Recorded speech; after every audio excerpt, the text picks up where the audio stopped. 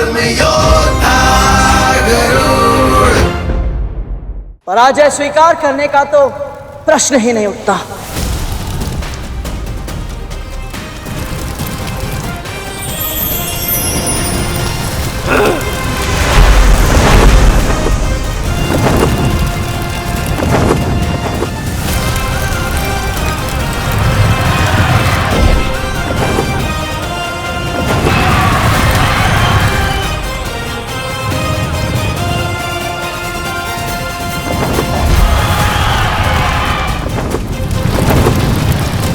तापमान बढ़ रहा है। यदि शीघ्र ही कुछ नहीं किया तो असुरों के अदिति मां तक पहुंचे बिना ही उनका तप भंग हो जाएगा। और मैं करूं तो क्या करूं?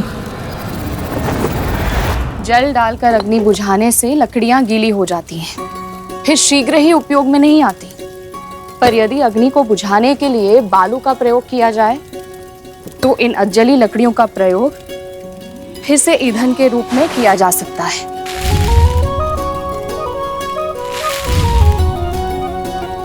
प्राकृतिक संसाधनों को व्यर्थ करना अनुचित है गरुड़।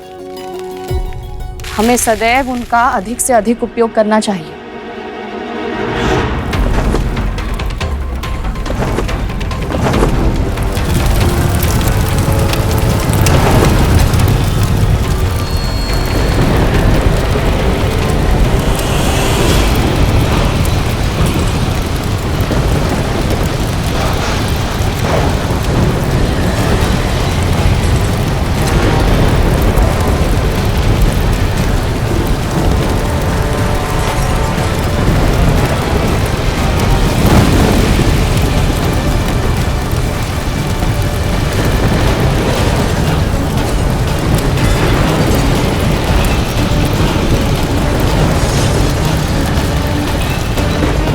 ये क्या हो रहा है?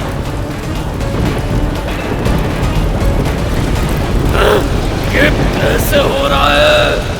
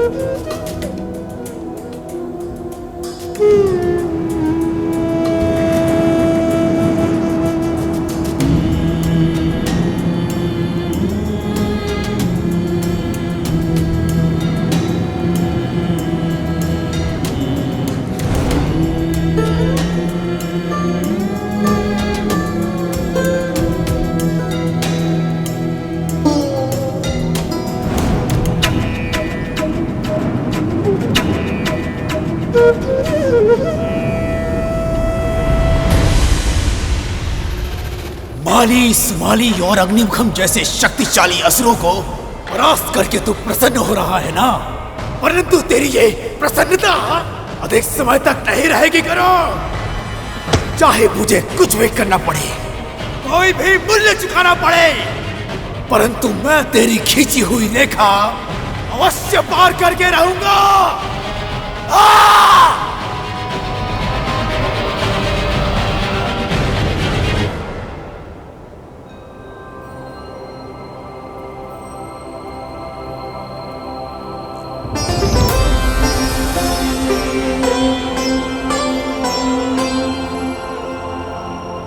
तीव्र भूख लग रही है और अदिति माँ तपस्या में मग्न है, और जब तक ये असुर अपना आक्रमण समाप्त करके वापस नहीं लौट जाते मैं यहाँ से हिल भी नहीं सकता।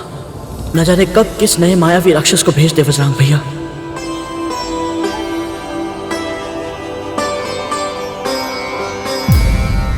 किसी भी विजय का सबसे बड़ा कारण होता है शत्रु के हृदय में उसका भय। यदि देवताओं को यह पता चल गया कि इस अल्पायु गरुड़ ने हम असुरों को घुटने टेकने पर विवश कर दिया है, तो उनके हृदय में हमारा भय समाप्त हो जाएगा। यदि शीघ्र ही इसे मार्ग से नहीं हटाया गया तो समस्त ब्रह्मांड में हम असुर एक उपहास का पात्र बन जाएंगे सेनापति। सेनापति, गुरु भार्गव के आशीर्वाद के बिना ही केवल अपनी चित्ता की भस्म से ये पक्षी पुनर्जीवित हो सकता है।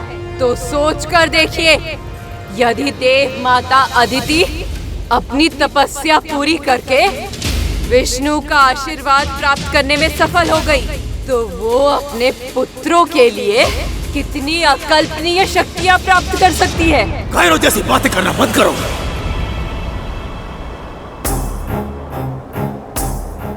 धक्का अवश्य लगा है हमारे प्रयासों को, परंतु हम अभी तक पराजित नहीं हुए। गरुड़ यदि अग्नि से जलकर नहीं मरा, इसका यह अर्थ नहीं है कि हम उसे मार नहीं सकते। स्मरण रहे, संजीवनी विद्या हम असुरों की शक्ति है, किसी पक्षी की नहीं। गजासुर, जाओ और अपने पैरों से उस गरुड़ को कुचल कर वापस आना। जो आज्ञा सेनापति। सिंहमुखम, तुम भी साथ जाओ और अपने नुकीले दांतों से उस पक्षी के मांस को फाड़ डालना और इतना तीव्र प्रहार करना कि उसकी अस्थियां अनेकों भागों में टूट जाएं। आज भूमि रक्त से लाल होनी चाहिए। जो आज्ञा सेनापति। मिलकर कार्य करोगे तो विजय अवश्य मिलेगी।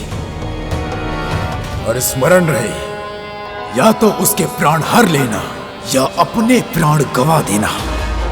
यदि बिना विजय के तुम वापस आए तो मैं तुम्हारे जीवन को मृत्यु से भयानक बना दूंगा।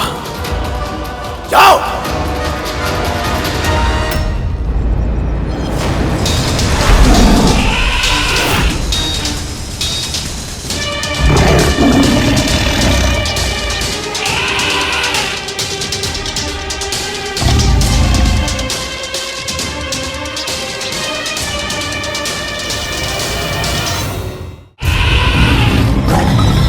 जिस गति से आ रहे हो उससे दुगनी गति से वापस लौट जाओ। पहले माली और सुमाली ने मुझे भूख का अनुभव कराया, फिर अग्निमुखम के कारण मेरी भूख और भी बढ़ गई। और तुम दोनों ये बात तो जानते ही होगे कि यदि भूख लगी हो और भोजन ना मिले, क्रोध पर नियंत्रण नहीं रहता। चले जाओ वापस।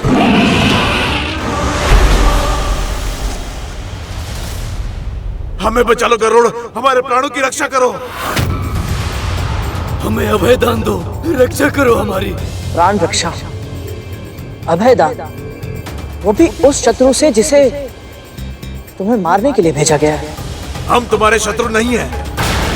हमारी इच्छा के विरुद्ध जाकर हमें मृत्यु की धमकी देकर हमें असुर सेना में सम्मिलित होने के लिए विवश किया गया था, और अब असुरों की अकारण और अंतहीन हिंसा से तंग आ गए हैं हम। मैं स्वभाव से शाकाहारी हूँ। वज्रांग के आदेश से निर्दोष प्राणियों की हत्या करने के लिए विवश हूँ मैं। रक्तपात देखकर मेरा मन घबराता है गरुड़। असुरों का सैनिक बनने से पहले मैं वन का राजा था, और अब वज्रांग के आदेशों का दास हूँ। मेरी छटपटाहट की कल्पना करो गरुड़। दासत्व की पीड़ा दिन रात मुझे कचोटती है गरुड़। अब और सहन नहीं होता। मैं आखेट करना चाहता हूँ, परंतु केवल अपनी भूख की आवश्यकता मिटाने के लिए, किसी और के सत्ता पाने के लालच के लिए नहीं गरुड़। आखेट आवश्यकता के लिए होना चाहिए, लोभ के लिए, खेल के लिए या शक्ति के भोंडे प्रदर्शन के लिए नहीं।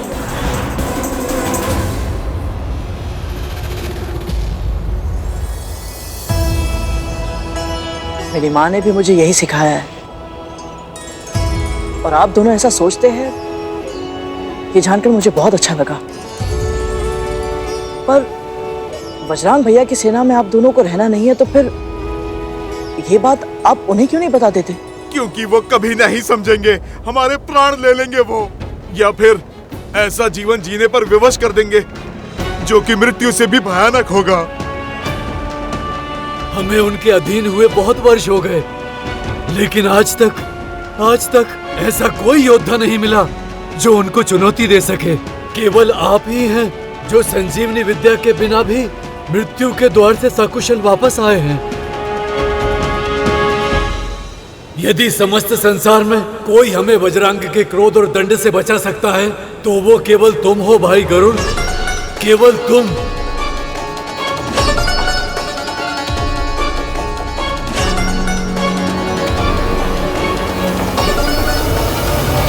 तुम्हारी शंका हमारी मृत्यु का कारण बन जाएगी गरुड़। संदेह नहीं, सहायता करो, हमारे प्राणों की रक्षा करो, हमें बचा लो गरुड़। आप मुझसे बड़े हैं, उठिए, ये मेरे पैर मत छू। नहीं, मैं नहीं हटूंगा, चाहे तुम कुछ भी करो, कुछ भी बोलो, मैं अब ये पाँव नहीं छोड़ूंगा गरुड़।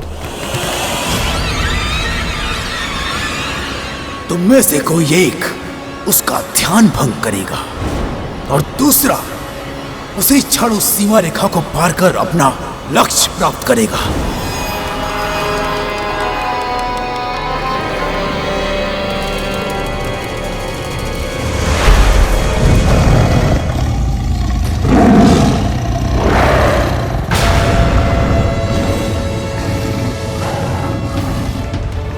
छल हुआ मेरे साथ।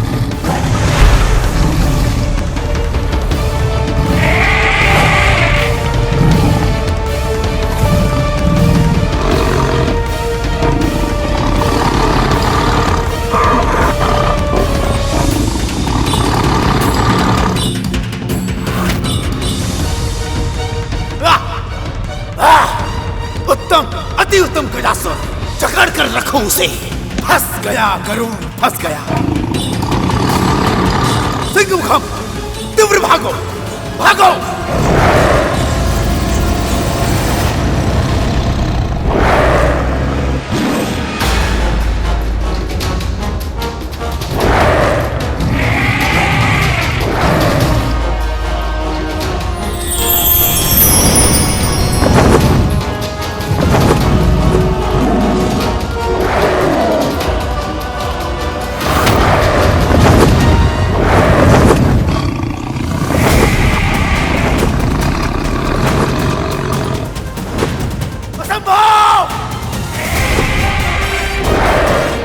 ये नहीं हो सकता।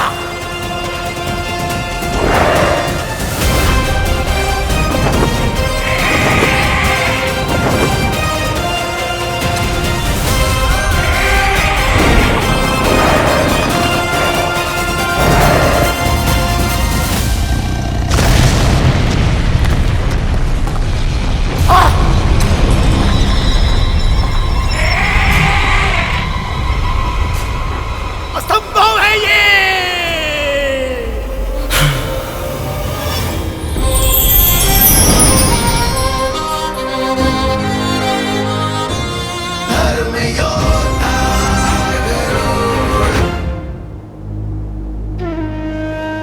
भूख इतना अधिक सताएगी तो मैं अदिति माँ की रक्षा के दायित्व पर अपना ध्यान कैसे केंद्रित कर पाऊंगा?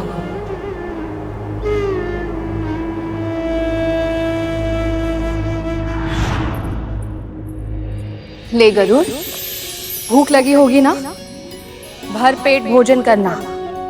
बढ़ते तन को पोषण की आवश्यकता होती है।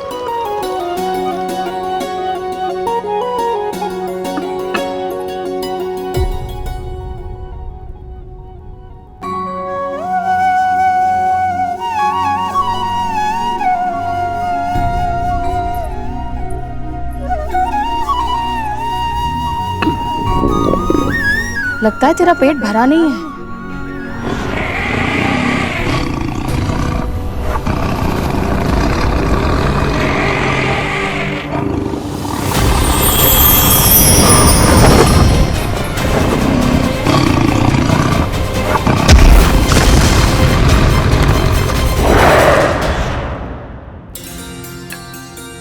ले।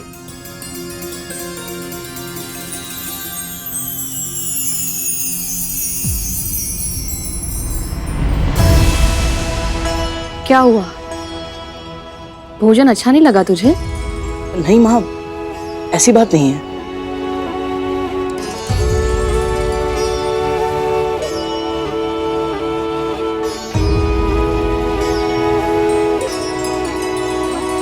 स्वाद तो अच्छा है और कदरू दीदी को भी मेरे हाथ का भोजन स्वादिष्ट लगता है, तो तुझे क्यों नहीं अच्छा लग रहा? पता नहीं माँ, इस भोजन से मेरी भूख मिटती ही नहीं है। मैं जानता हूँ आप बहुत श्रम से, बहुत मन से मेरे लिए भोजन बनाती है, पर न जाने क्यों मुझे स्वाद ही नहीं आता माँ। और ये भोजन खाने का मेरा मन नहीं करता। मुंह खोल अपना, दिखा मुझे।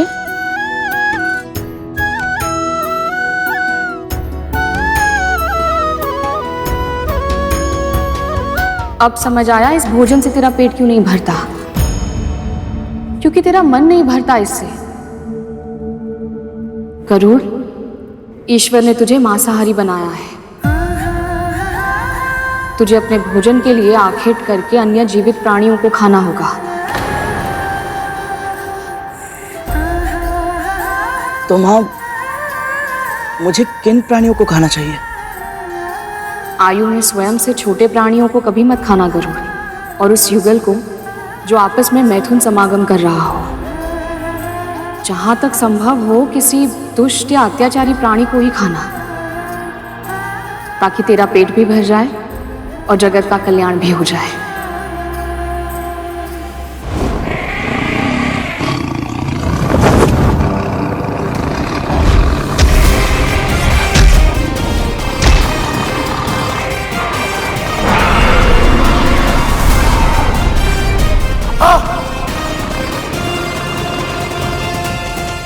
असंभव है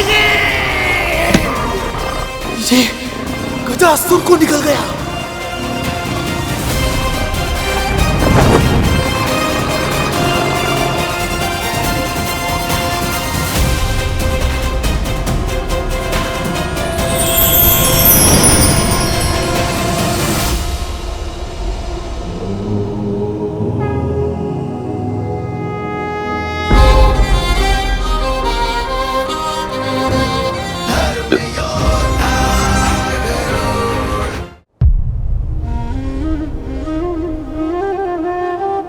परम पिता विष्णु की कृपा और माँ के आशीर्वाद से बिना अधिक श्रम किए ही भोजन मिल गया।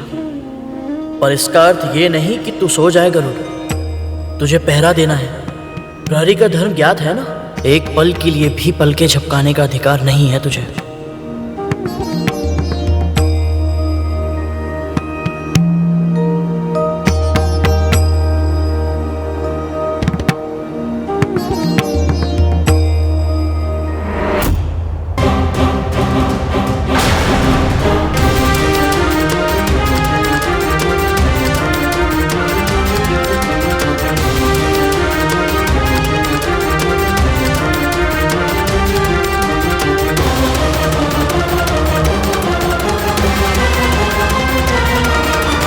तो ये रेखा पार करने के लिए नहीं आ रहा था क्या गरुड़?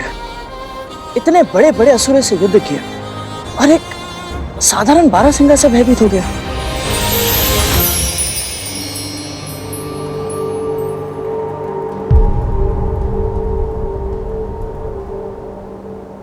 प्रणाम बाबा।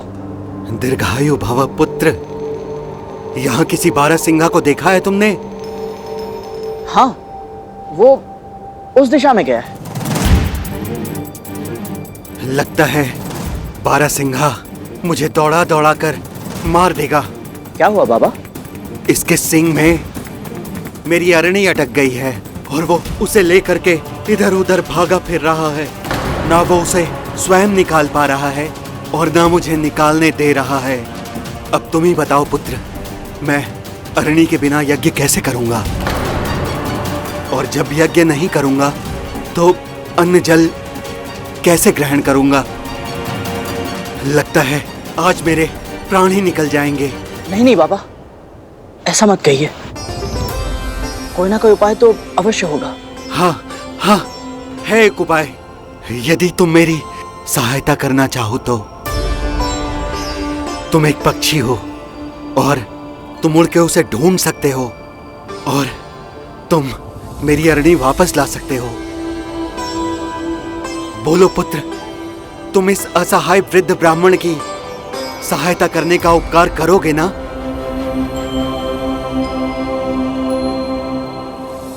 माँ ने सिखाया है जब भी अवसर मिले परोपकार अवश्य करना चाहिए और ब्राह्मण देवता की सहायता तो सदैव करनी चाहिए। और यदि मैं इनकी अरणी लेने चला गया तो मैं अदिति माँ की तपस्या की रक्षा कैसे कर पाऊंगा?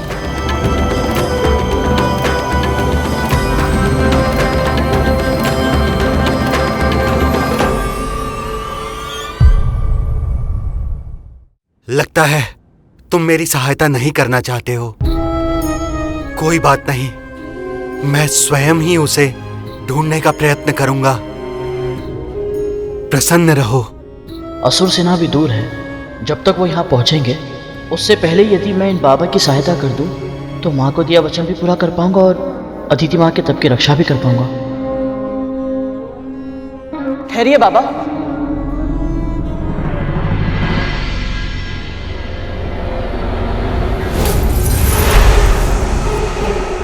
आप मेरी पीठ पर बैठ जाइए। यदि हम दोनों मिलकर ढूंढेंगे तो वो बारासिंगा शीघ्र ही मिल जाएगा। मैं तो सोच रहा था इसके यहाँ से जाते ही रेखा पार कर जाऊंगा, पर इसने तो फंसा दिया।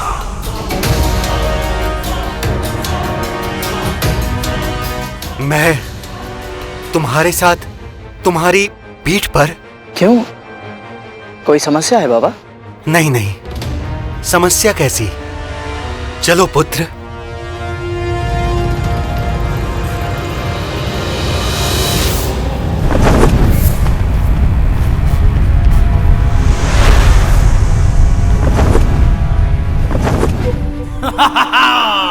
उत्तम राहु, उत्तम।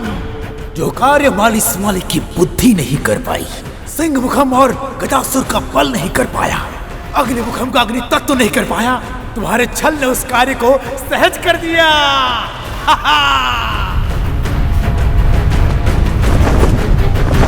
वो रहा बारासिंगा, उधर भागा जा रहा है गहन वृक्षों के बीच में। तीव्र गति से उड़ो पुत्र।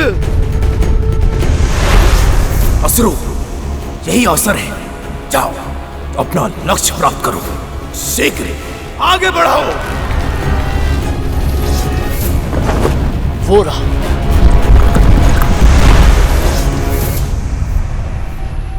अरे कहाँ गया? उधर देखो पुत्र, वो रहा। अभी पकड़ता हूं इसे। फिर लुप्त हो गया।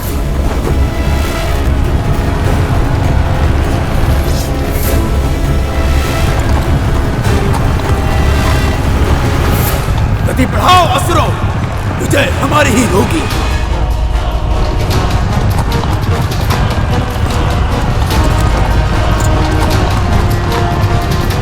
शीघ्र ही लौटना होगा मुझे। असुर कहीं अदिति माँ तक ना पहुंच जाए। ये मूर्ख पक्षी मेरे जाल में फंस गया। अब इसे तब तक भटकाऊंगा जब तक असुर सेनापति वज्रांग देव माता तक पहुंच नहीं जाते। वो रहा बारासिंगा, दूर भागा जा रहा है। गति बढ़ाओ पुत्र, तीव्र और तीव्र। कुछ विचित्र लग रहा है। मुझे इतनी उत्तम दृष्टि के बाद भी बारासिंगा दिखाई नहीं देता और इन बाबा को हर बार दिख जाता है। माँ यहाँ होती तो कोई ना कोई उपाय अवश्य सुझाती, पर जो मुझे दिखाई भी नहीं दे रहा उसे कैसे ढूंढूं मैं?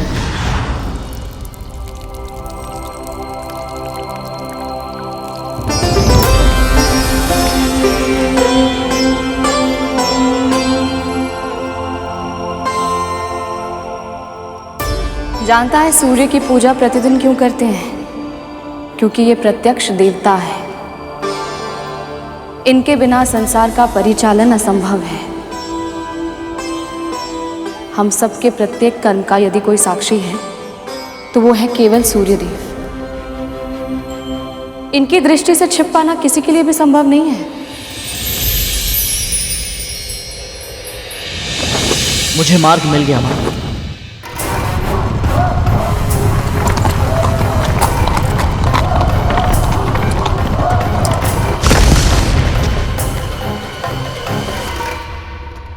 रुक क्यों गए पुत्र? हमें बारहसिंगा को ढूंढना है। चिंता मत कीजिए बाबा, मैं आपकी सहायता ही कर रहा हूं।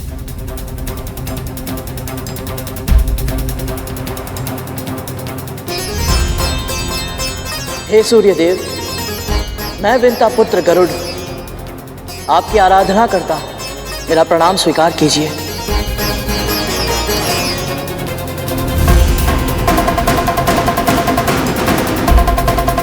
ओम सूर्यदेवाय नमः। सूर्य का आह्वान क्यों कर रहा है ये? सूर्यदेवाय नमः। ओम सूर्यदेवाय नमः। ओम सूर्यदेवाय नमः। ओम सूर्यदेवाय नमः। ओम सूर्यदेवाय नमः।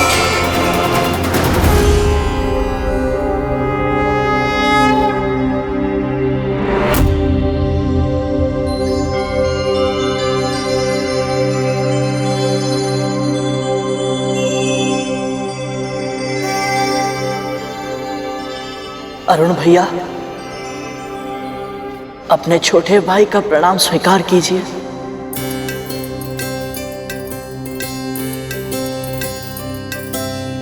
मुझे तुम पर गर्व है गरुड़। मां को दास्ता के श्राप से मुक्त करवाने के लिए हर संभव प्रयत्न कर रहे हो तुम।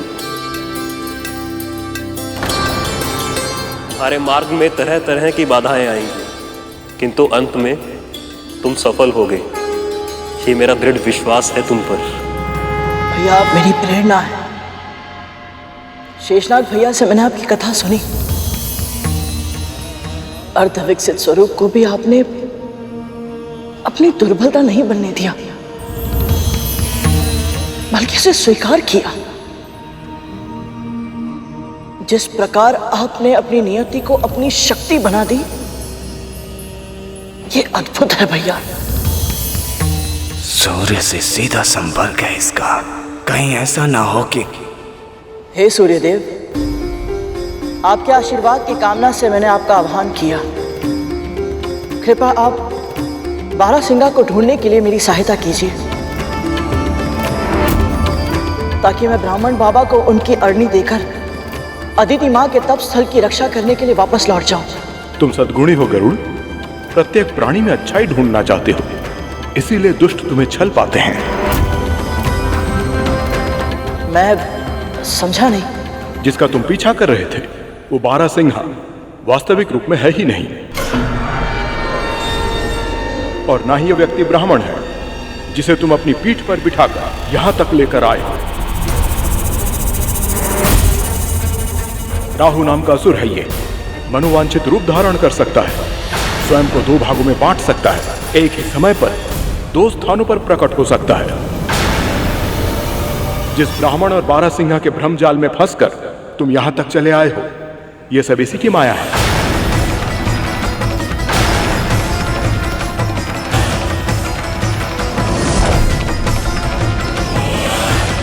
हाँ, असुर हूं मैं और छल विद्या है मेरी,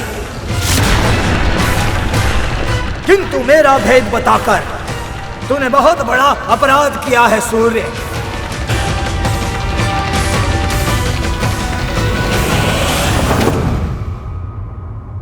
अवसर मिला तो तुझे जीवित ही निगल जाऊंगा मैं। हाँ,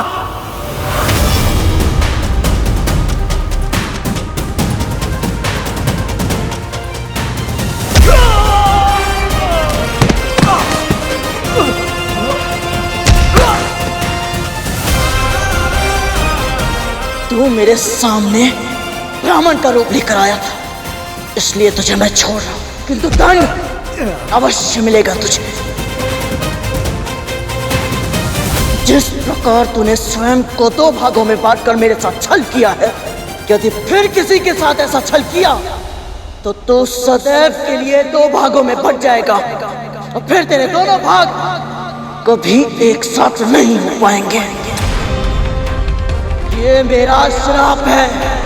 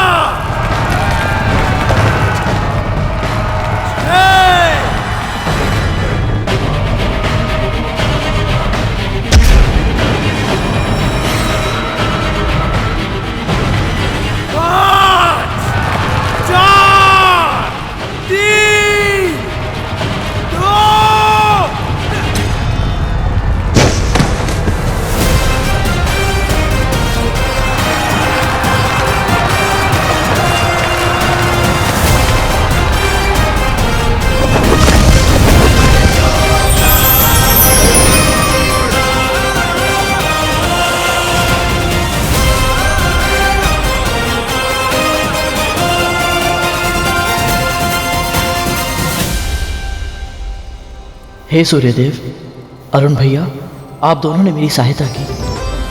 आपके ही कारण मैं अदिति माँ की तपोभूमि की रक्षा कर पाया और माँ को दिया वचन भी निभा पाया। आप दोनों का बहुत बहुत आभार।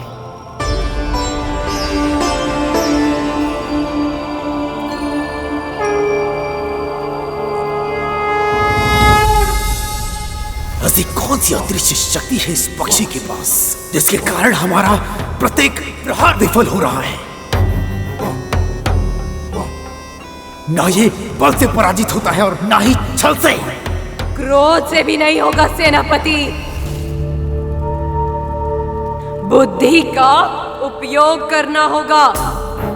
यदि इसके पास अदृश्य शक्ति है तो उसकी काट के लिए हमें भी अपनी अदृश्य शक्ति का प्रयोग करना होगा। ऐसी कौन सी शक्ति है हमारे पास? मां पाताल भैरवी।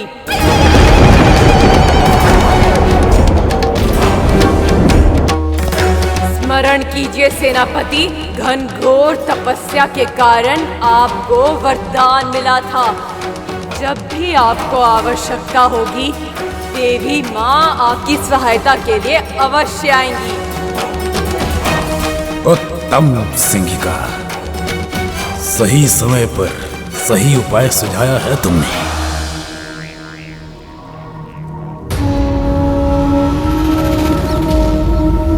परंतु माँ का क्रोध अत्यधिक प्रबल है। यदि हमने एक पक्षी का वध करने के लिए माँ का आह्वान किया और उन्हें उचित नहीं लगा तो उचित अनुचित के लिए अब विलंब हो चुका है सेनापति। पहले ही हमारी माता अदिति चिंतित हैं। यदि देव माता की तपस्या भंग करने का अपना वचन हम पूरा नहीं कर पाए तो कितनी निराश होंगी वो, कितना दुख पहुंचेगा उन्हें। सही कहा तुमने, असुर है हम। उचित अनुचित वाद विवाद व्यर्थ है। हमें किसी भी प्रकार अपने मनोवांछित लक्ष्य को प्राप्त करना है। यही हमारी रीति है और नीति।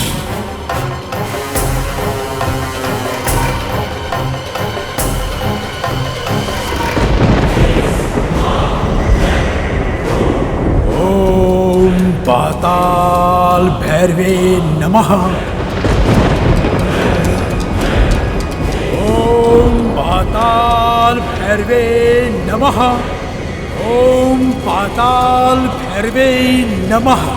ओम पाताल भैरवे नमः। ओम पाताल भैरवे नमः। शस्त्रं ज्योति भैरवी प्रकटी। शस्त्रं ज्योति भैरवी प्रकटी।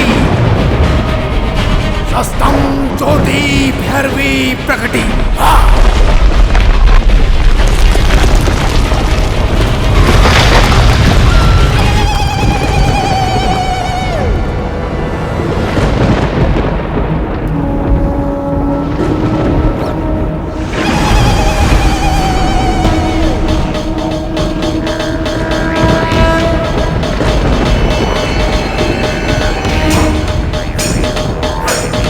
प्रणाम स्वीकार करें माता। बिना विधि विधान के अचानक मेरा आह्वान क्यों किया है तूने? शीघ्र कारण बता, अन्यथा अपने विनाश के लिए तैयार हो जा।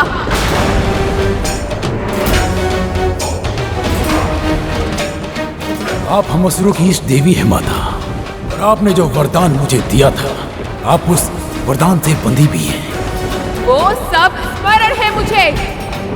बता, क्या चाहिए तुझे? ये पक्षी मेरे मार्ग में बाधा बन रहा है माता। मेरे नेत्रों में कांटा बनकर चुभ रहा है। और तू चाहता है कि आप इस दुष्ट पक्षी का सामना करें।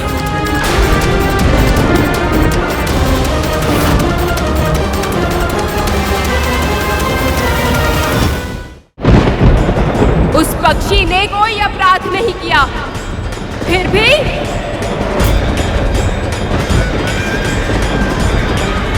वो पक्षी अकेला होकर भी परोपकार कर रहा है, और तुम असुर देवताओं से स्वर्ग छीनने के बाद भी अधर्म कर रहे हो। यदि हमने देव माता का तप भंग नहीं किया तो वो अपने पुत्रों के लिए अनेकों शक्तियां प्राप्त कर लेगी।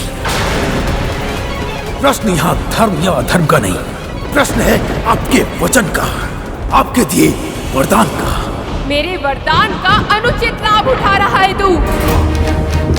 पहले भी अनेक बार मेरे वचन की शक्ति से मुझे विवश कर चुका है। तुम असुर भक्ति का मार्ग केवल शक्ति प्राप्त करने के लिए चुनते हो,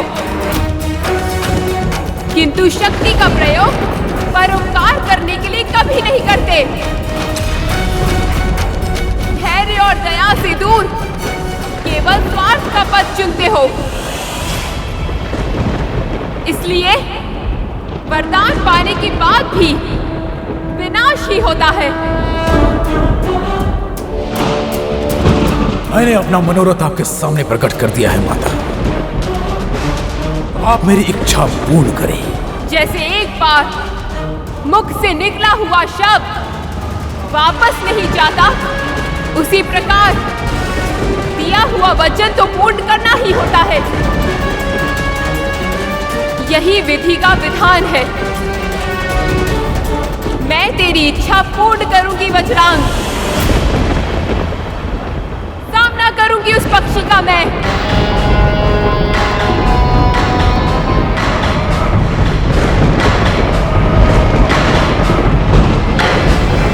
तुम्हारा सुझाया उपाय अवश्य कार्य करेगा सैनिका। जब स्वयं पाताल भैरवी उसका सामना करेगी, अब उस दुष्ट की मृत्यु निश्चित है।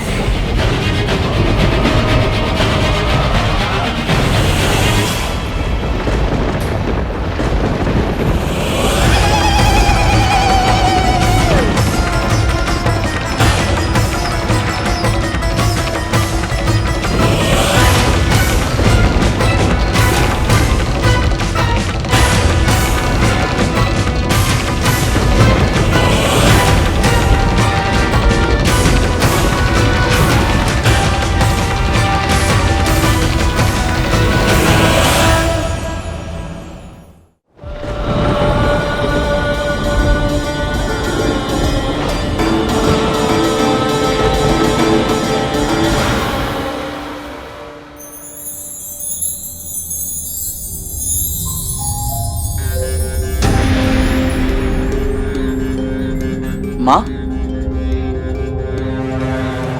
देवी माँ का रूप इतना रौद्र क्यों है? क्या वो बहुत क्रोध वाली है?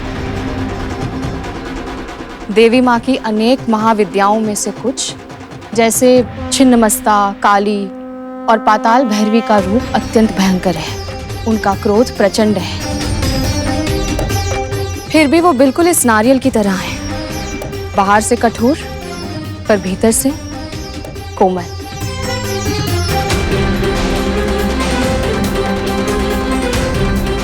स्वभाव से मृदु और ममता में अनंत।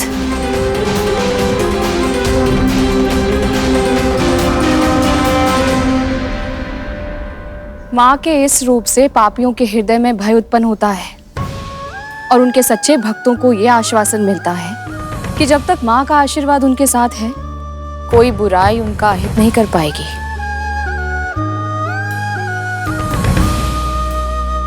किंतु माँ, देवी माँ ने भगवान शिव के ऊपर पांव क्यों रखा है?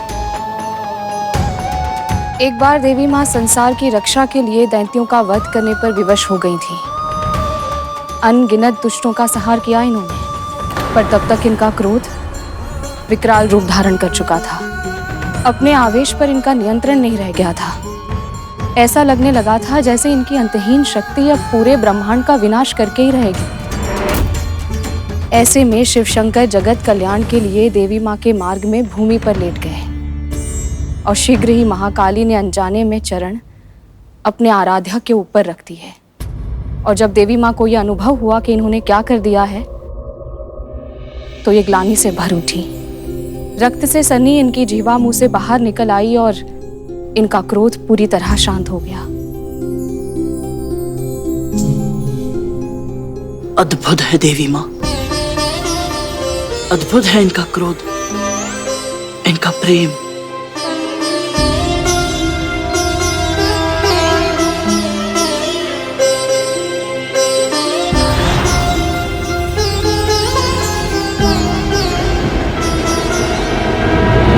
प्रणाम देवी माँ। देख क्या रहा है? प्रहार कर मुझ पे। आपका प्रत्येक आदेश मुझे स्वीकार है माँ, किंतु मैं आपसे युद्ध नहीं कर सकता। इसी क्षण उठ जा यहाँ से, अन्यथा अपनी मृत्यु का उत्तरदायी तू स्वयं होगा। आपके हाथों से मृत्यु मिले, इससे बड़ा सौभाग्य और क्या हो सकता है मेरे लिए। तो फिर यही सही।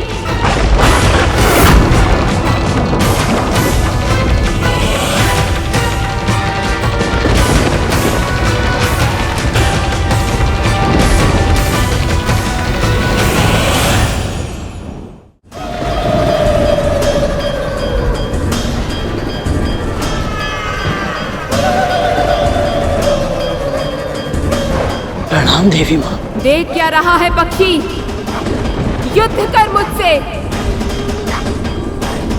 आपका प्रत्येक आदेश मुझे स्वीकार है माँ, किंतु मैं आपसे युद्ध नहीं कर सकता। तो अपनी पराजय स्वीकार कर और चला जा यहाँ से। मुझे क्षमा कीजिए माँ, किंतु मैं वो भी नहीं कर सकता। मैंने अपनी माँ को वचन दिया है। याद है मुझे, इसीलिए कह रही हूँ, अपनी हट छोड़ दे। तेरी माँ तेरी प्रतीक्षा कर रही है। अपनी माँ को बिना बताए इतनी दूर चला आया है। जानता है कितनी चिंतित होगी तेरे बिना। जानता हूँ माँ, किंतु आप भी तो मेरी चिंता का कारण जानती है। मैं अपनी माँ को दासी के रूप में और नहीं देख सकता। और मेरे सामने हट कर सकता है? यदि इसी समय तू यहाँ से नहीं गया तो तुझे मेरा दंड सहना होगा। मुझे स्वीकार है माँ। तू मारा जाएगा गरुड़।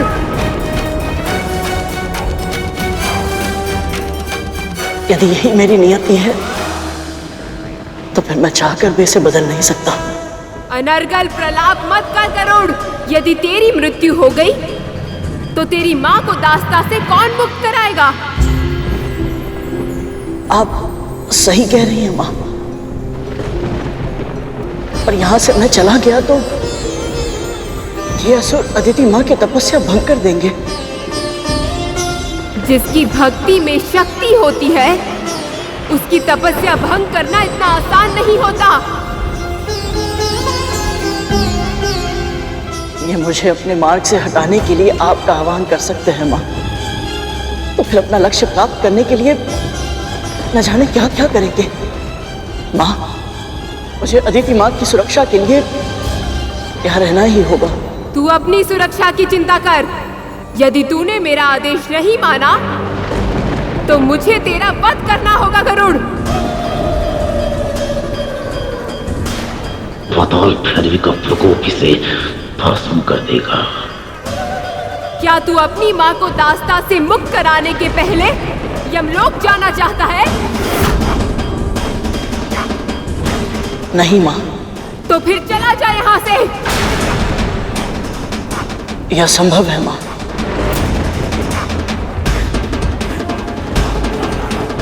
पहले प्रत्येक बात पर माँ माँ कर रहा था, अब ना ना कर रहा है।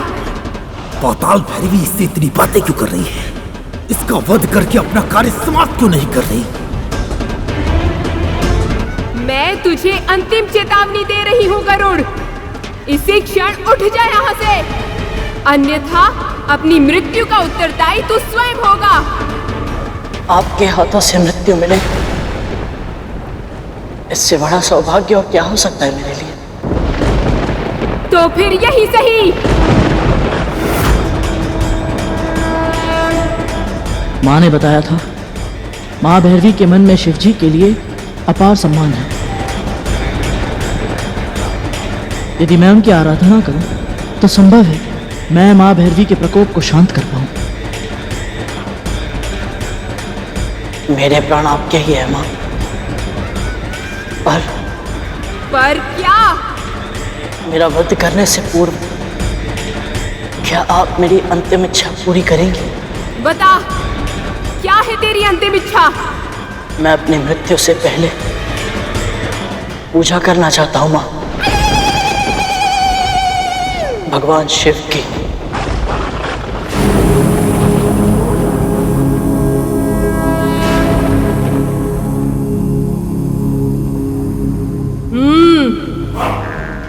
बड़ा चतुर है तू। जा, दी अनुमति, कर ले अपनी अंतिम इच्छा पूरी।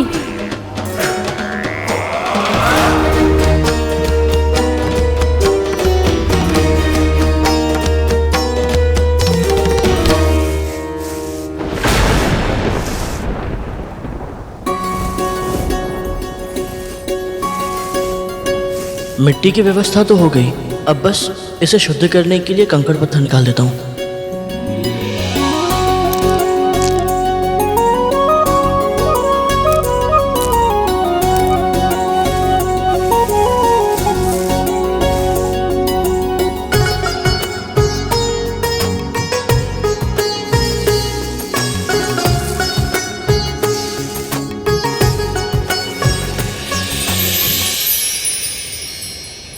ये ले, पहले जल से मिट्टी गीली कर, तभी तो ठहरेगी। मूर्ख कहीं का।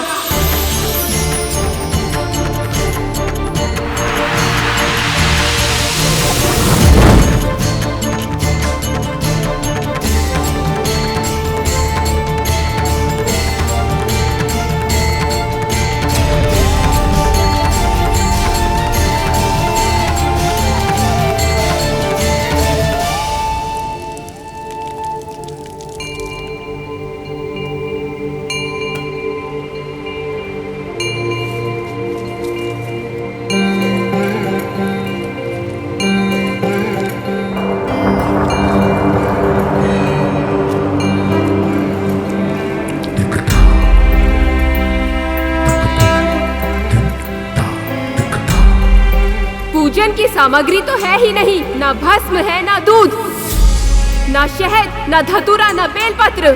कैसे करेगा पूजन?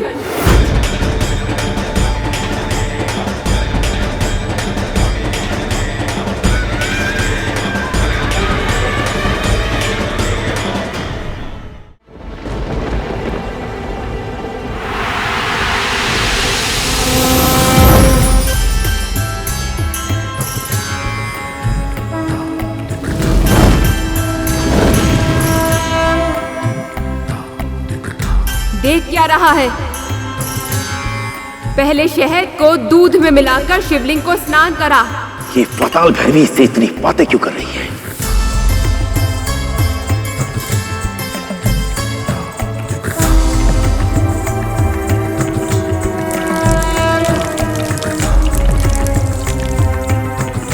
अब भस्म से त्रिपुंड बना।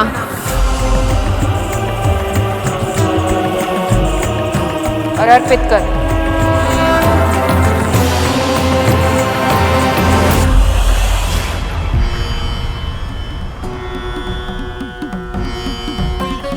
इस विशेष पूजा के कारण मेरी मृत्यु कुछ समय के लिए टल अवश्य गई, पर पूजा संपन्न होने के बाद होगा वही जो अटल है।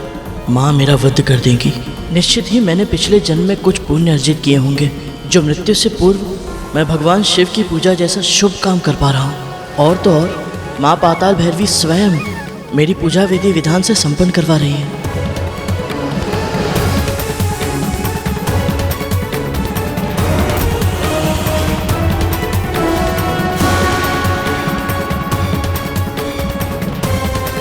हे शिव शंकर, हे भोले भंडारी, मेरी भक्ति स्वीकार करे और स्वीकार करे मेरी प्रार्थना। मैं नहीं जानता कि मैं उचित कर रहा हूँ या अनुचित, बस इतना जानता हूँ प्रभु कि जो कर रहा हूँ अपनी माँ के लिए कर रहा हूँ।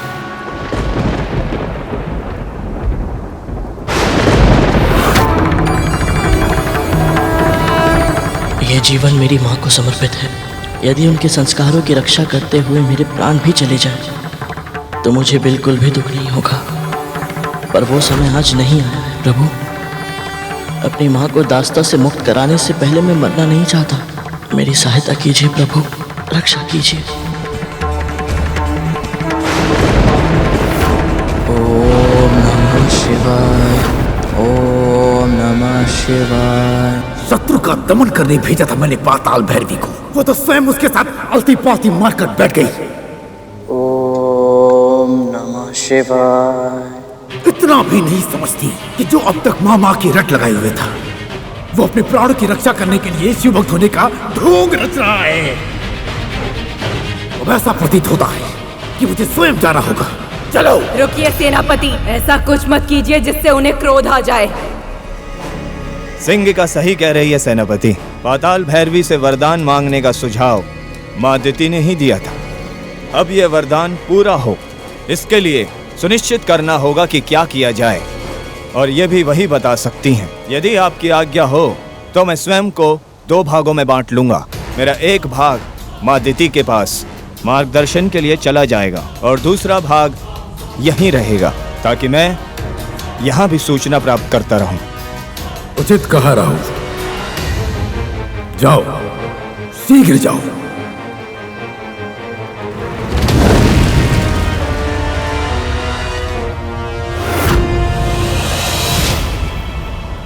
ओम नमः शिवाय, ओम नमः शिवाय। सावधान! सर्वशक्तिमान, महाज्ञानी, जगत पिता महर्षि कश्यप की प्रिया, असुर वंश की जननी, महारानी दिति पधार रही है।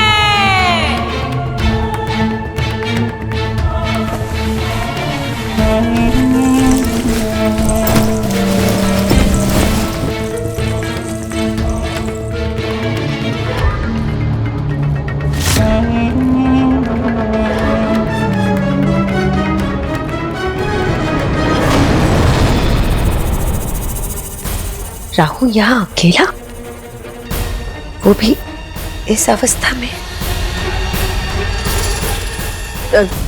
तुम सब जाओ यहाँ से।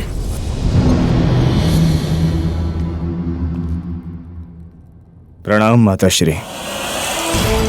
अदिति की तपस्या भंग करने का शुभ समाचार लेकर अब तक बजरंग को आ जाना चाहिए था। वो आया क्यों नहीं? कहाँ रह गया वो? जवाब दो।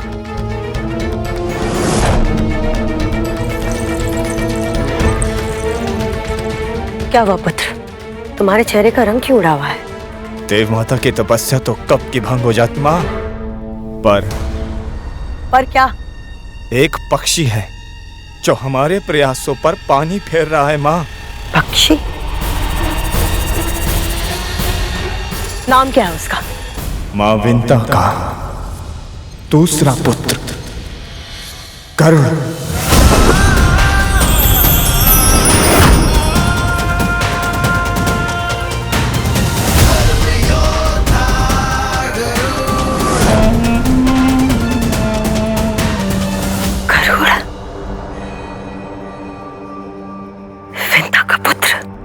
महाबुद्धिमान, महाबलवान, आकाश का इंद्र कहलाएगा वो। पर वो असुर सेना और अदिति के मध्य क्यों आ रहा है? मुझे नहीं पता माँ। गरुड़ को पराजित करना आसान नहीं है माँ।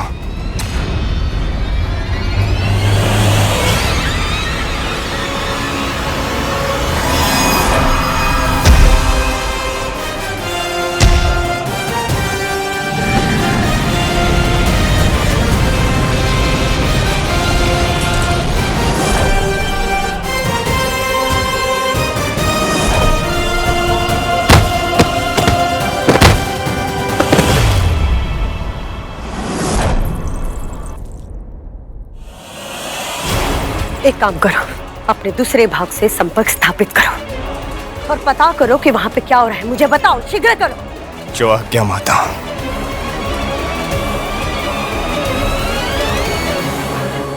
ओम नमः शिवाय, ओम नमः शिवाय।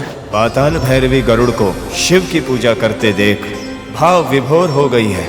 वो अपना रौद्र रूप त्याग कर सौम्य भाव अपना चुकी है, जिसके कारण सेनापति वज्रांग अत्यधिक क्रोधित हो गए हैं।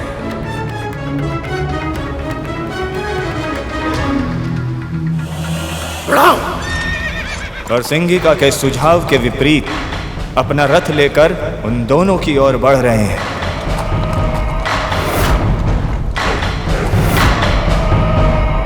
ओम नमः शिवाय।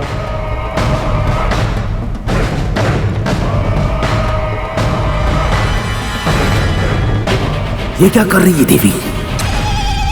शत्रु के नेत्र बंद है। अपनी तलवार को पकड़ करके उस पर प्रहार कीजिए। उसकी अंतिम इच्छा पूर्ण होने से पहले मैं उसे नहीं मार सकती वज्रांग। अंतिम इच्छा नहीं, ये मृत्यु को टालने का बहाना है। बहाना है तो बहाना सही। जैसे तुझे वचन दिया है उसी प्रकार इसे भी वचन दिया है मैंने। वचन आपने उसे दिया है, मैंने नहीं।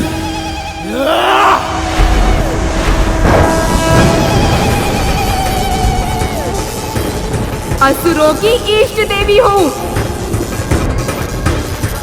इसीलिए तुझे प्राण दान देती हूँ।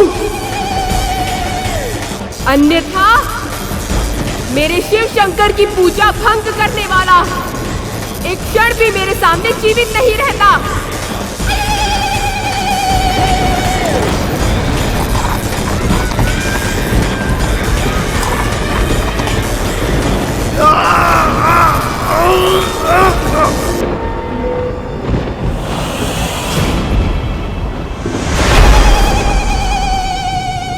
बस बस, और नहीं सुन सकती मैं।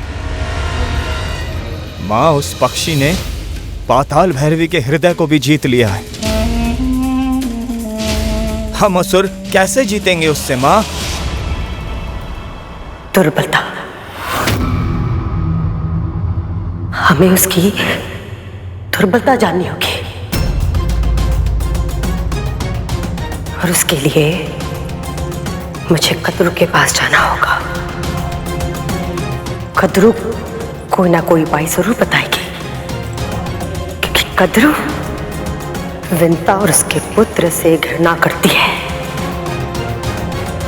पर हमारे पास समय नहीं है, हमें जो भी करना होगा शीघ्र करना होगा।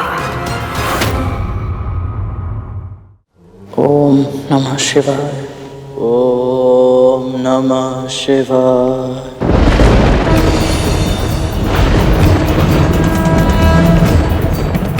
ओम नमः शिवाय।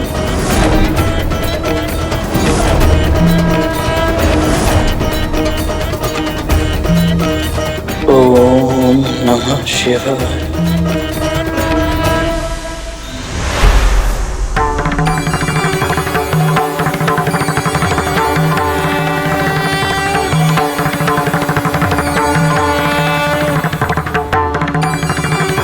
इस बालक पे दया कीजिए देवी, हमारे पुत्र जैसा है ये, निर्मल निर्दोष, केवल परोपकार करने की इच्छा से आपके सामने बैठा है। जीवित रहना चाहता है केवल इसलिए कि अपनी माता को दास्ता से मुक्त करा सके। हे प्रभु, आप तो जानते हैं कि मेरे हृदय में इसके लिए कितनी ममता उमड़ रही है। यदि मैंने वज्रांग को वचन न दिया होता तो मैं इसके सामने शत्रु के रूप में कभी ना आती।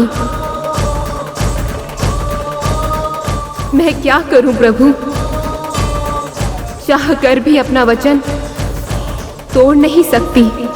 उसकी कोई आवश्यकता नहीं है देवी।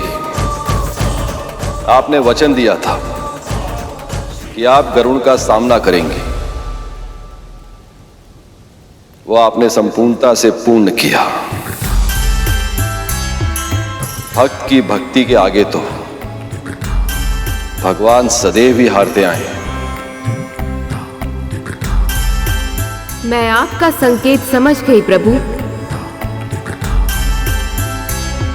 अब मैं इसे जीवन दान दूंगी और वरदान भी। सच्चा शिव भक्त होने के नाते मेरे वरदान का उच्च अधिकारी है ये।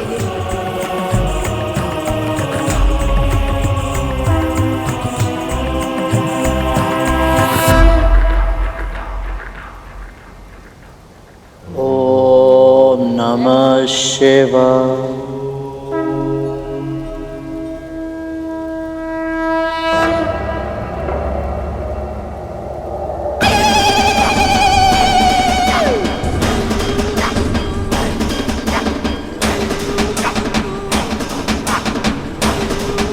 माँ, मेरी पूजा समाप्त हुई।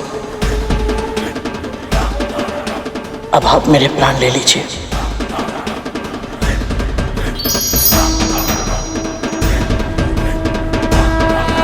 जा, मैं तुझे प्राण दान देती हूँ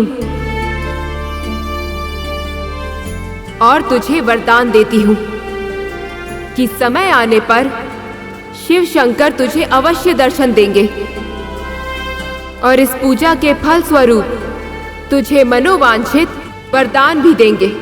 मेरी तो केवल एक ही इच्छा है माँ, कि मैं अपने जन्म की और अपने माँ की दासत्व की कथा जान पाऊं और अपनी माँ को बड़ी माँ की दास्ता से मुक्त करा पाऊं।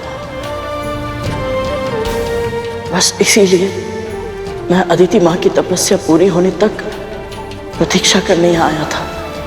तेरी प्रतीक्षा शीघ्र समाप्त होगी गरुड़, और जिस कथा को जानने के लिए तू इतना व्याकुल है उसका भेद शीघ्र तेरे सामने खुलेगा।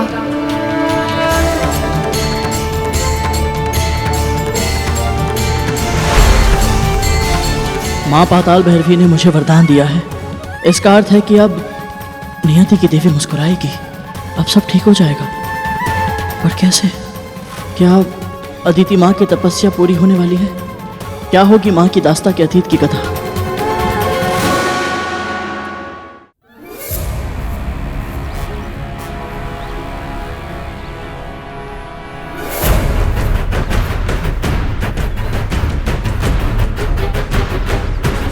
कालिया भैया,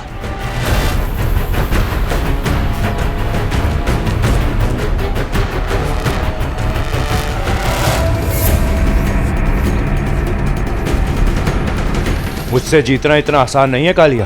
किंतु जीतने की चेष्टा करना तो गलत नहीं है ना भैया। शाबाश मेरे पुत्रों, शाबाश। कालिया, इस संसार में कुछ भी असंभव नहीं है। तक्षक, स्मरण रखना, सम्मान विजेता का होता है, पराजित का नहीं।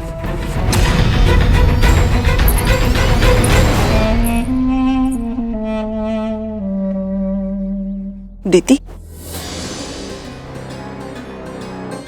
तक्षक, कालिया, बहुत हुआ खेल, थक गए होगे, जाओ जाके भोजन कर लो।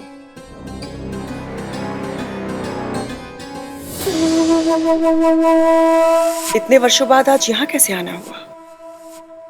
जिसके पुत्र स्वर्ग का राजपाट संभालते हो, उसके पास उत्तरदायित्व भी अधिक होता है। व्यर्थ करने के लिए समय नहीं मिलता कद्र। तुम्हें कैसे पता होगा कद्रू? तुम तो अपने पुत्र का आपस का युद्ध देखने में ही व्यस्त हो। आजकल तुम्हारे पुत्र किसके साथ युद्ध कर रहे हैं? या देवताओं को पराजित करने के बाद अत्यधिक आत्मविश्वास में आ गए? सावधान रहना चाहिए, न जाने कब कौन कहां से रणभेरी बजा दे। ये ऐसा क्यों कह रही है? कहीं ऐसा तो नहीं कि इसी ने गरुड़ को भेजा हो मेरे पुत्रों के साथ युद्ध करने के लिए?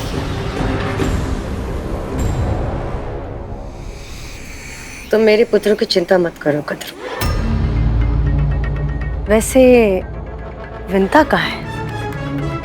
विंता दिखाई नहीं दे। और उसका वो पुत्र जिसने इतने वर्ष लगा दिए संसार में आने में, जिसे वाल्खिल्य जैसे महान ऋषि ने आकाश का इंद्र बनने का वरदान दिया था, वो पुत्र मैं उससे मिलना चाहती हूँ।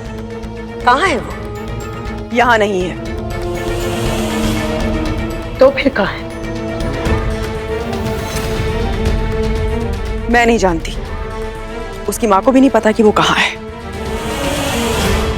पर मुझे पता है कि वो कहाँ है।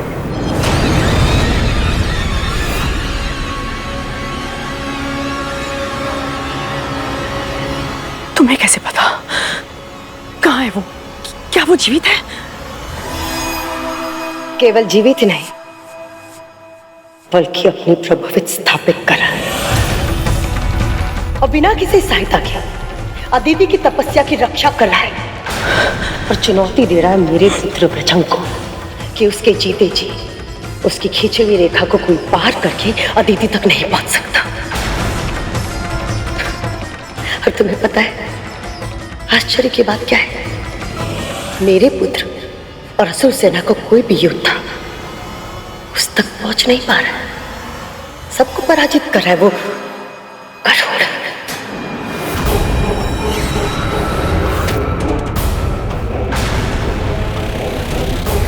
क्या लगता था तुम्हें कद्रू? तुम विंता को नियंत्रित कर सकती हो तो उसके पुत्र को भी नियंत्रित कर पाओगी। बहुत शक्तिशाली है वो, बहुत शक्तिशाली है। इतना शक्तिशाली है कि मेरे पुत्र तो क्या, स्वयं पाताल भैरवी भी उसका कुछ नहीं बिगाड़ पा रहे।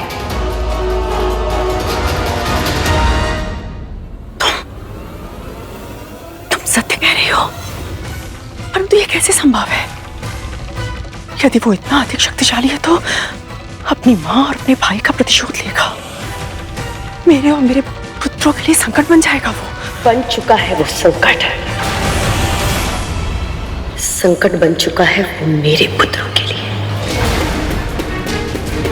तभी तो मैं तुम्हारे पास आई हूं कद्रू, ये जानने के लिए कि कोई तो दुर्बलता होगी, कोई तो दुर्बलता तुम जानती हो तो मुझे बताओ, ताकि मेरे पुत्र उस समस्या को सदैव के लिए समाप्त कर सके। दुर्बलता? कौन सी दुर्बलता? कैसी दुर्बलता? 8 प्रहर सदैव माँ माँ माँ के नाम की रट लगाए रहता है। इसके अतिरिक्त ना कुछ सोचता है, ना कुछ कहता है, ना ही कुछ करता है वो।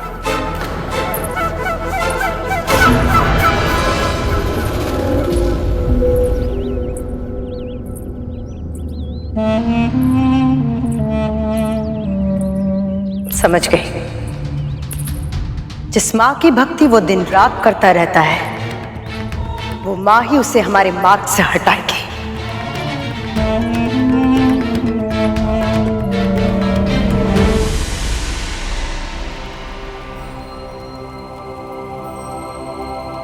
गरुड़,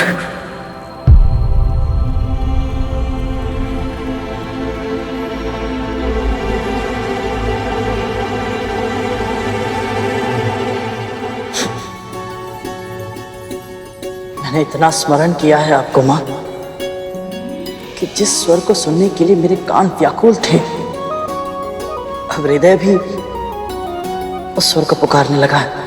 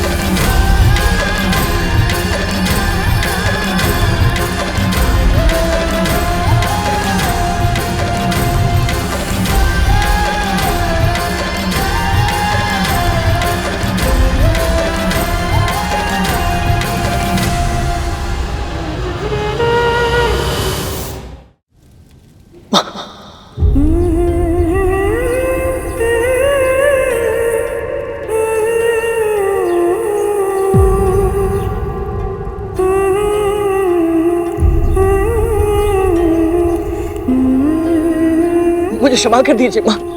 मैंने आपको बिना बताए घर छोड़कर इतनी लंबी यात्रा तय कर ली। माँ, मैंने आपको बहुत कष्ट दिया है ना, मुझे क्षमा कर दीजिए। किंतु माँ, एक क्षण भी ऐसा नहीं बीता जहाँ मुझे आपकी पीड़ा अनुभव ना हुई हो। जब जब आप मुझे चिंतित होकर पुकारती थी ना माँ, आपका स्वर मेरा कलेजा, मेरा हृदय चीर देता था माँ। बस उस पल ऐसा लगता था अभी उड़कर आपके पास आ जाओ, आपकी डांट खाओ, आपका स्नेह पाओ। पर मैं चाहकर भी वापस नहीं आ सकता था माँ। मुझे ज्ञात है माँ, आप नहीं चाहती कि मुझे अतीत का सत्य पता चले।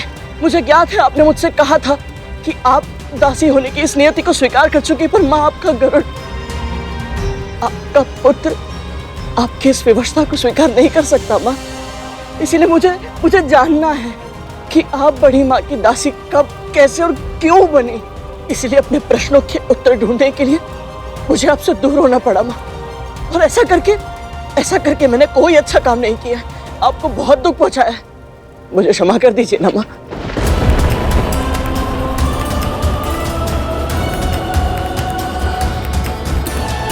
माँ, मैं जानता हूँ आप मुझसे बहुत क्रोधित हैं। आप मुझे मारिए, आप मुझे डांटिए, मुझे कोई भी दंड दीजिए, मुझे स्वीकार है, पर चुप मत रहिए ना माँ।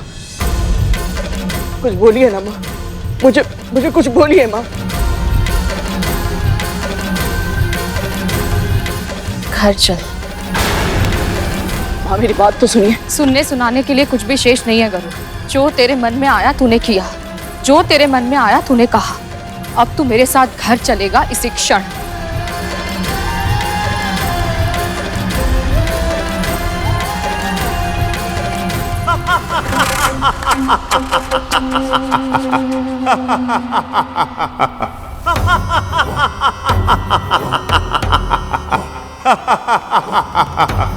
जिस माँ का नाम ले लेकर इस गरुड़ ने हम सबको संकट में डाल दिया था,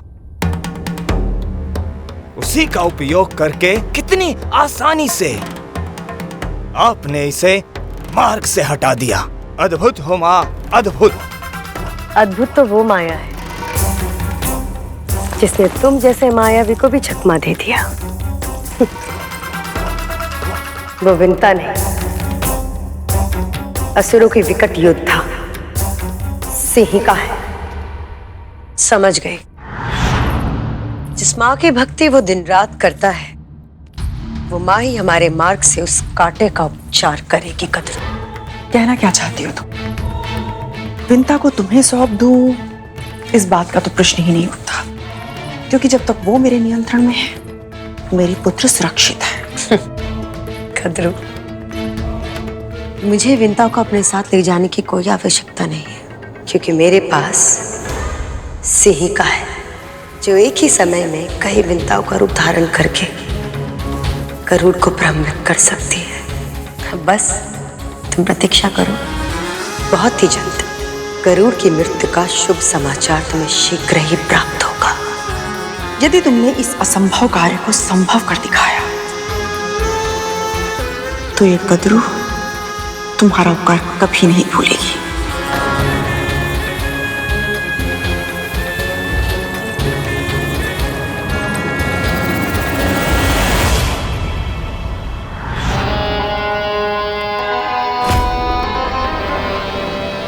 सिंहिका।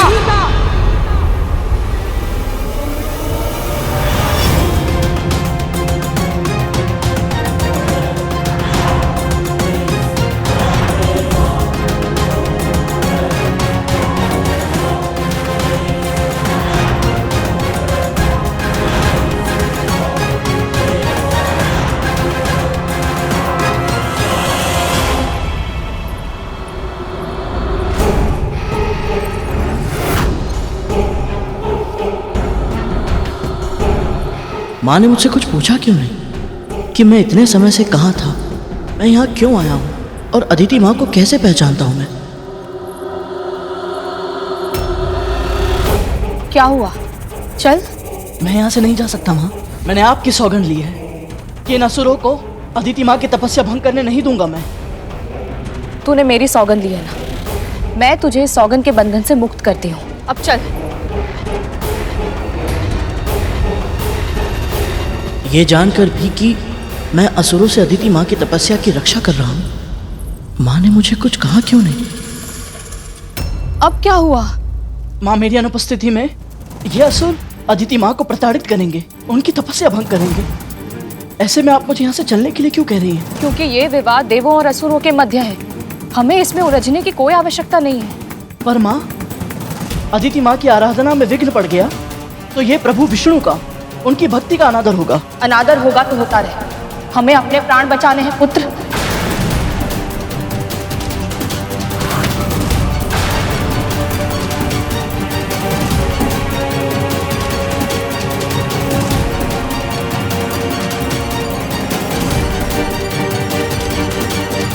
मेरे कहने का अर्थ ये है कि मुझे सबसे अधिक परवाह तेरी है। परायों के लिए तुझे अपने प्राण संकट में डालने की मूर्खता करते हुए नहीं देख सकती मैं। माँ ने आज तक जो भी मुझे सिखाया है उसके विपरीत बात क्यों कर रही हैं आज? आपने मुझे जो संस्कार सिखाए थे उसमें से एक संस्कार ये भी था कि कभी कभी मूर्खता करना बुद्धिमानी से अच्छा विकल्प होता है। कैसी मूर्ख है ये विंता, अपने पुत्र को व्यवहारिक ज्ञान के विपरीत उल्टी शिक्षा दी है इसने। क्या हुआ माँ? आप कभी किसी परिस्थिति में व्याकुल नहीं होती, ना आपका मन भटकता है, ना मस्तिष्क विचलित होता है, तो फिर आज आप इतनी घबराई हुई क्यों हैं? कुछ करना होगा मुझे, नहीं तो मेरा सत्य ज्ञात करने में इसे अधिक समय नहीं लगेगा। बस कर अब, कितने प्रश्न पूछेगा? ज्ञात नहीं है माँ को प्रश्न नहीं करते हैं, माँ जो कहे बस चुपचाप उसका पालन किया जाता है। और माँ ये कह रही है चल यहाँ से।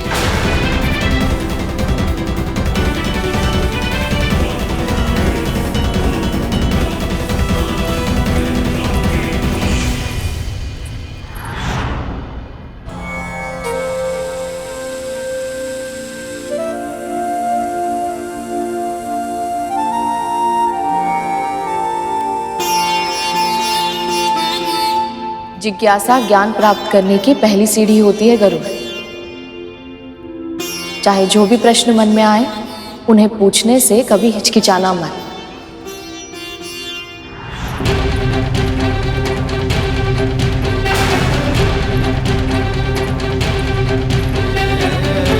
आज तक माँ ने मुझे जो शिक्षा दी है उसके विपरीत आज बिल्कुल नई शिक्षा दे रही है, पर क्यों?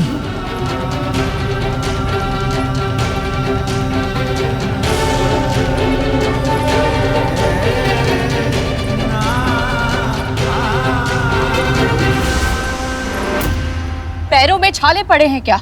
बार बार क्यों रुक रहा है तू? माँ, बहुत तीव्र भूख लगी है, घर जाने में बहुत देर हो जाएगी, कुछ खा के चले? तुझे समझ क्यों नहीं आ रहा? हम यहाँ नहीं रुक सकते हैं, जो खाना है घर चल के खा।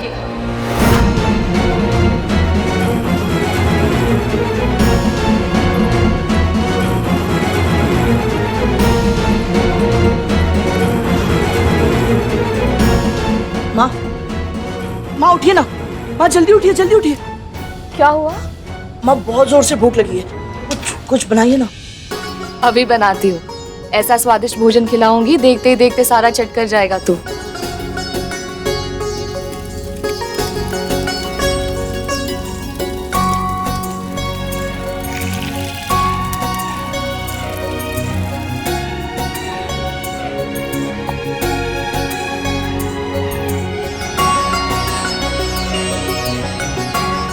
माँ बहुत स्वादिष्ट है।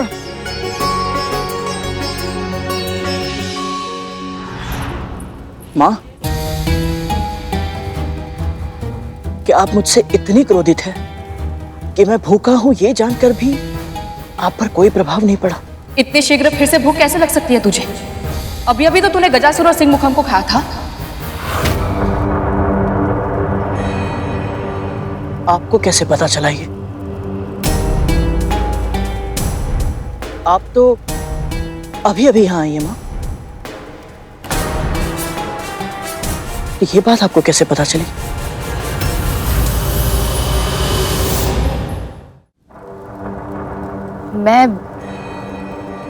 मैं माँ हूं, और एक माँ अपने पुत्र के बारे में सब कुछ जानती है। जैसे तुझे मेरा स्वर सुनाई दे रहा था, वैसे ही मुझे भी तेरे विषय में पल पल की सूचना थी।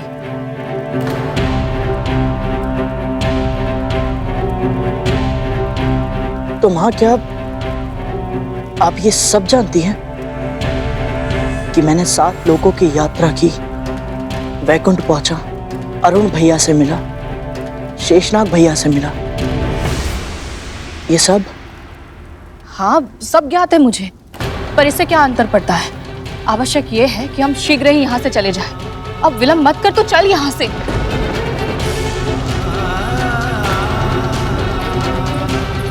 कुछ समझ नहीं आ रहा। मुझे लगता था मैं माँ के कुछ कहे बिना ही उनकी प्रत्येक पीड़ा, उनके मन का हर भाव, हर बात जान सकता हूँ, पर इस समय तो ऐसा लग रहा है जैसे मैं अपनी माँ को जानता ही नहीं।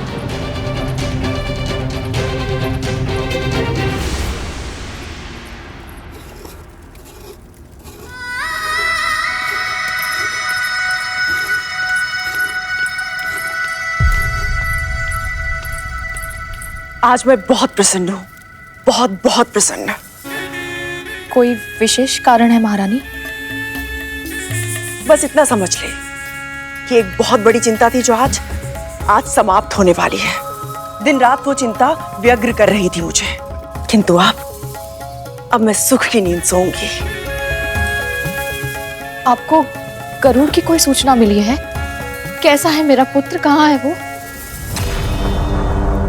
समस्त संसार की धुरी तेरा पुत्र ही तो है, उसके अलावा तो इस संसार में कुछ है ही नहीं। पर महारानी, एक ही रट बार बार सुन के मेरे कान पिघलने लगे हैं विंता। बस कर।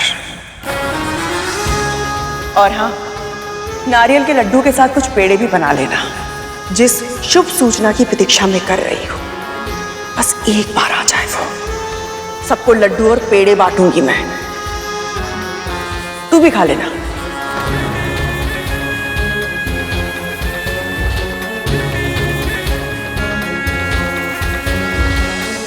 जब गरुड़ की मृत्यु की प्रसन्नता में उसकी माँ के हाथ के बने लड्डू खाऊंगी तो कितना आनंद आएगा।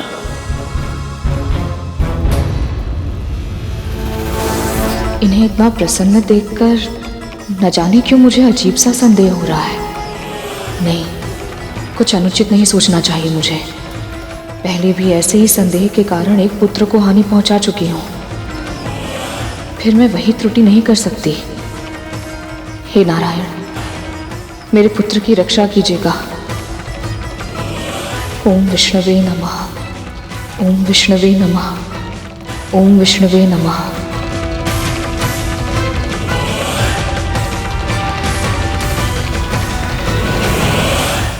पक्षीराज गरुड़ के साहस भरे कारनामे देखने के लिए चैनल को सब्सक्राइब करें और साथ ही बेल आइकॉन दबाना न भूलें।